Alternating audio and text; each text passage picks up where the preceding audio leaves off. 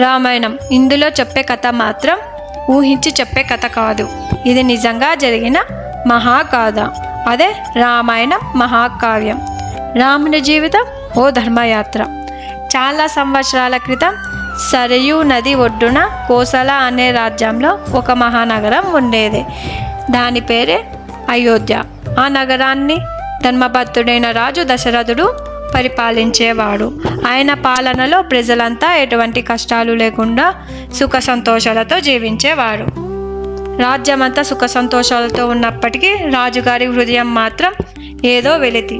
చాలా సంవత్సరాల నుండి రాజుగా ఉన్నప్పటికీ ఆయనకి పిల్లలు లేరని బాధపడుతూ ఉండేవాడు. రాజు ఆకాశం వైపు చూస్తూ ఈ రాజ్యానికి వారసులు ఎవరు లేరా అని మనసులో బాధపడుతూ ఉండేవాడు.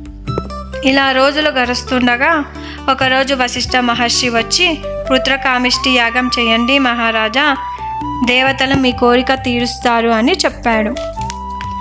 వశిష్ఠ మహర్షి మాటలు విని దశరథుడు యజ్ఞం చేయడానికి సిద్ధమవుతాడు. తర్వాత యజ్ఞం మొదలవుతుంది. ఋషులు మంత్రాలు చదువుతుంటే రాజుగారు భక్తితో యజ్ఞం చేస్తున్నాడు. ఇలా యజ్ఞం జరుగుతుండగా అప్పుడు ఒక అద్భుతం జరిగింది. అగ్నిదేవుడు స్వయంగా ఆ మంటల్లో నుంచి ఒక బంగారు పాత్రతో బయటికి వచ్చి ఆ బంగారు పాత్రలో ఉన్న పాయసాన్ని దశరథ మహారాజుకు ఇచ్చి అదృశ్యమయ్యారు.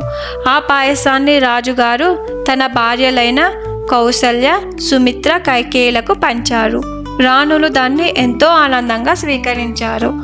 అలా కొంతకాలం తర్వాత ఒకరోజు రాత్రి అయోధ్య అంతా నిశ్శబ్దంగా ఉంది. ఆకాశం వెన్నెలతో మెరిసిపోతుంది. ఏదో అద్భుతం జరగబోతుందని ప్రకృతి చెప్తుంది.